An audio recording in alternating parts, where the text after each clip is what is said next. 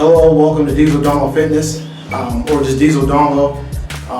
Today we're going to get to know me a little bit and talk about my life up to this point. And about my hometown, I grew up in Youngstown, Ohio. Lived here about 12 years. As a child, I experienced a lot of stuff that normal kids didn't grow, but didn't see. I grew up on the south side of Youngstown, 413 East Pasadena Avenue, right off of South Avenue. A lot of people didn't know that. They just thought I grew up in Poland, which is not the case. I grew up with my sisters and my mother, my dad for a little bit. He only lived with us for about 6 years. Youngstown's a tough place. If you make it out of Youngstown, I feel like you can make it anywhere in the world because it's a ghost town or not a place you can raise a lot of family and a lot of crime. And I've seen a lot of things, as a child that I will explain later. All right, cool. I want to talk about your childhood a little bit? Yeah, we can get into that. I had some friends, I had a lot of friends growing up because a lot of people kept moving in and out of Youngstown. My neighborhood was so rough. It was one of the roughest neighborhoods on the south side. When I first lived there, it wasn't as bad, but as it, got into the 2000s, a lot of gang activity went up. A lot of people doing drugs, alcohol, weed, marijuana, whatever you want to call it, they were doing. And I seen this as a kid growing up. People breaking into people's homes and throwing eggs at people's homes, bringing bricks and throwing in people's houses. And I seen a lot of people staying on the corner with the gang. There was a lot of gangs growing up, and I remember, I would never go down that way because I didn't want to be cross paths with them because they had a lot of issues that I didn't want to get involved with. So I always used playing basketball as my way out of it because I didn't want to grow up, going to juvenile justice system or going to group homes, whatever case is. I didn't want to go to any type of juvenile system. So I try to stay away from those people. They did a lot of bad things, breaking in homes, and I had my home broken into a couple times when I was younger. So it was a bad experience growing up over here. But I learned how to adjust, not and stay away from that, and try to use basketball as a way of, not being around that activity. Do you want to talk about school in Youngstown? Youngstown City schools were good to me and bad at the same time. I got a lot of friends that's from Youngstown to this day. A few of them that I'm still friends with, and some that died, just because, in the wrong crowd or they're in prison or whatever you want to call it. The Youngstown schools taught me how to teach myself. Because I'm not saying our teachers were bad, but we had people in our classes that didn't know how to act, get in trouble, and I had a couple good teachers that taught me a lot, and I appreciate them. I know I was a headache to you, but you guys taught me a lot. So the difference between that school and the schools I went to after was just the lack of teaching, I would say. It wasn't that they weren't a great teacher, just they didn't have the outlet to be a good teacher because of the situation they were in, being in an inner city, school or charter school. And, it was just rough. Me and my classmates gave them a hell. So. Cool. How about, do you want to talk about moving to Poland and the people there? Oh, I moved to Poland in 6th grade in the summer of 2003. I remember moving here like it was yesterday. I was like, man, what is this place? It's all grass and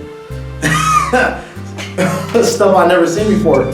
So I'd never been out to Poland until I moved out there. So I didn't know what to expect. So I never even heard of Poland until, it was it wasn't down the street, but about a couple miles down the street. I never even heard of it. It was a whole different atmosphere. But the year before that, I went to a Catholic school, so I got used to being with interracial students. So I got to, learn how to adjust from being from all black culture to a mixture culture with, Caucasian people. And they were my favorite people. They helped me a lot. People at St. Luke's. I met a lot of great friends. And one of my teammates from college, we played basketball together at St. Luke's. So no one knew I went to St. Luke's too. So before I went to Poland, but I still lived in Youngstown. But moving to Poland was just an adjustment of the community and me being one of the only African Americans in schools is tough. You know, being only one, going from a Youngstown City School to there, it was just a tough situation for me because I didn't know what to expect. You know, I didn't know if they were, going to beat me up, racist, or treat me any different, but they all accepted me and thought of me as one of their own, and that's what I all wanted. And so. Cool. How about, you want to talk about AAU basketball and just playing sports in Poland? Yes, AAU basketball was amazing. I had some great teammates. I first started off playing for Born to Run, which was in Grove City, Pennsylvania, and they were sponsored by AN1.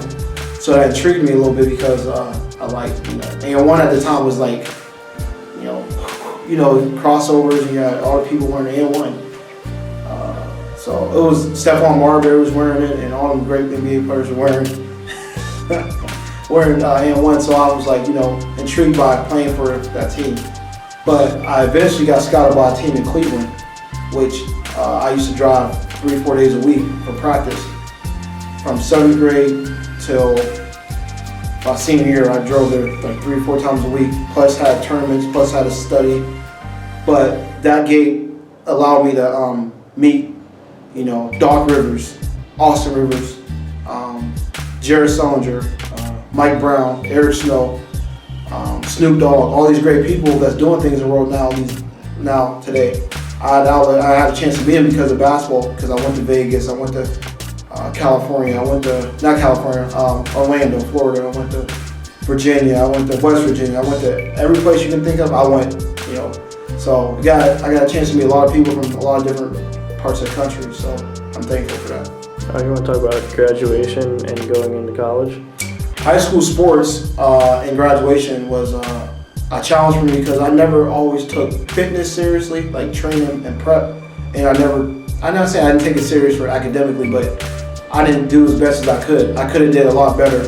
So I was one of those type of people that had potential to get, all A's, but got all B's and C's, which was a lack of effort on my part. It wasn't a lack of knowledge, it was more a lack of effort. And, my friends and teammates helped me out a lot. I